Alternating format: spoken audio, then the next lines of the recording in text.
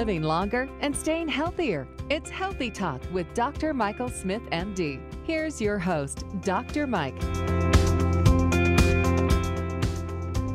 How to manage ADHD without drugs. Yes, it is possible. Recognizing the role that hormone imbalances play in developing ADHD may lead to exciting new treatment options. I've said this before. I'm going to say it again. Attention deficit hyperactivity disorder is the most common type of behavioral disorder in kids. It affects up to 10% between 18 and younger. And here's another percent that I think kind of blew my mind was although the prevalence of ADHD does decrease as kids get older, 65% still have symptoms as adults. So there is an adult version of ADHD. And over the past, there's been some really good research looking at, number one, this connection between ADHD and certain fats, like omega-3 fats and phospholipids. And I've talked about phosphatidylserine and how that plays a role in treating a wide spectrum of ADHD symptoms. But now we also know that there could be some key hormonal deficiencies that are involved in developing ADHD. It's a complex psychiatric disorder, and so the thought that you could give somebody one drug like a psychostimulant and expect to see all symptoms reduce or go away, whatever, I think is kind of naive. Again, what we're discovering about the body in general, about disease, is most of these things we deal with are multifactorial. There's a lot of things going on, and we don't fully understand ADHD. We just don't. We know it's characterized by a limited attention span, impulsive behavior, and overactivity. Right? And, there's three basic categories that psychiatrists will use. There's predominantly inattentive, predominantly hyperactive or impulsive, or combined, what is called equally expressed. But to be honest with you, if you talk to somebody who treats ADHD in kids, it's really all over the place. It's hard to even categorize most kids.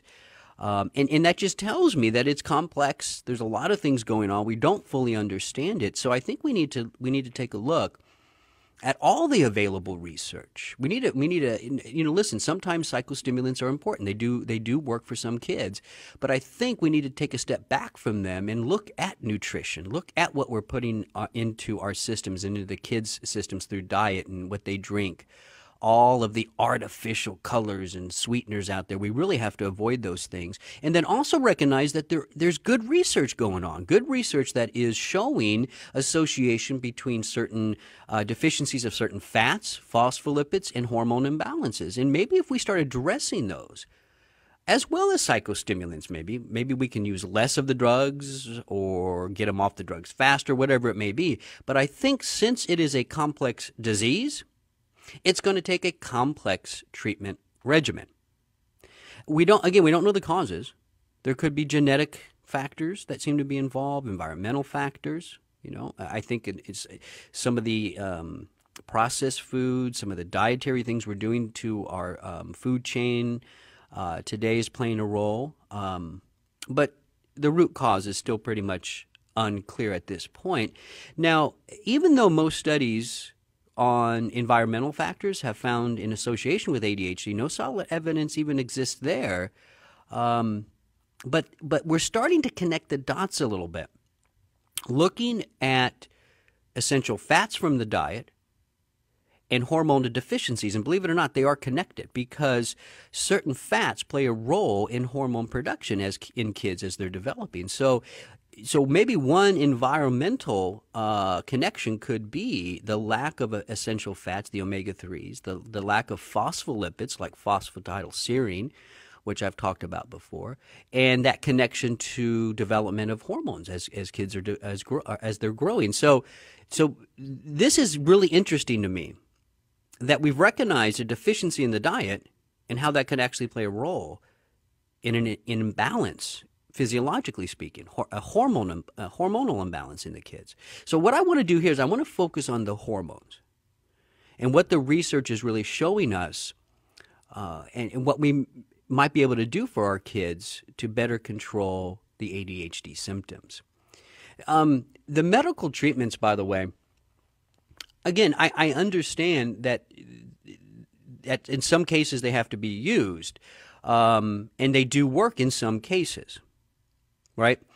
Treatment is usually with the psychostimulants, but antidepressants are used a little bit. A class of drugs called alpha receptors or alpha receptor antagonists are used. But regardless, the big issue I have, though, my real concern is the side effects.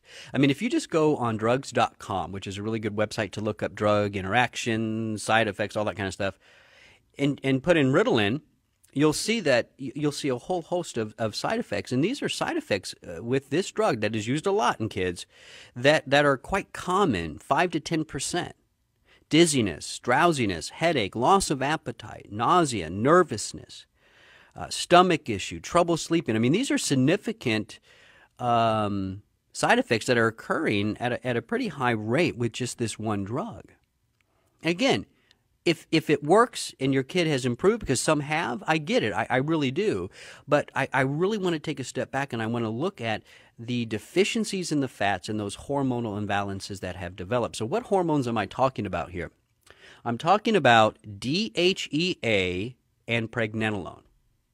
Researchers have found that these two hormones are chronically low in children and young adults with ADHD, especially when it comes to the hyperactivity component.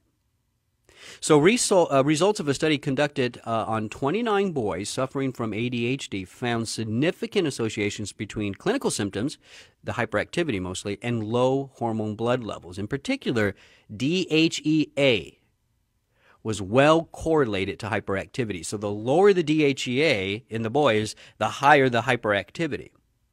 The authors found that the lower the blood level, the more severe the deficiency, the more severe the hyperactivity.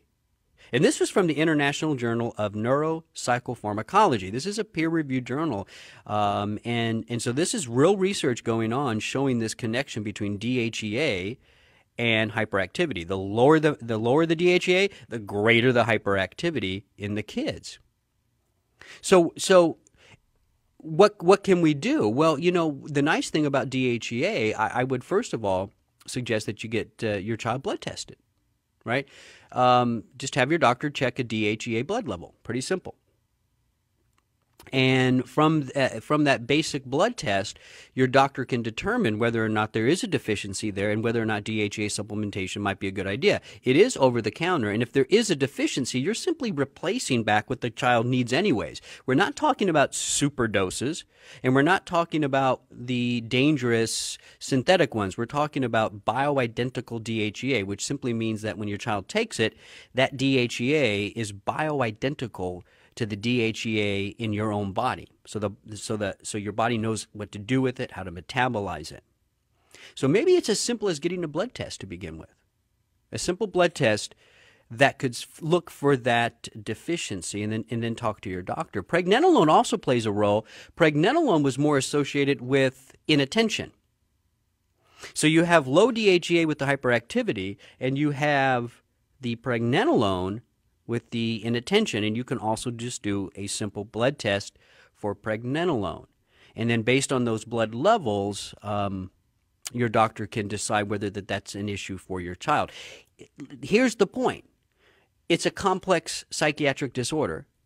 It's multifactorial, environmental, genetic, and so then our approach needs to be a more multifactorial approach. Consider those omega fats, consider phosphatidylserine, get the blood tested for these hormones and replace them with your doctor, right?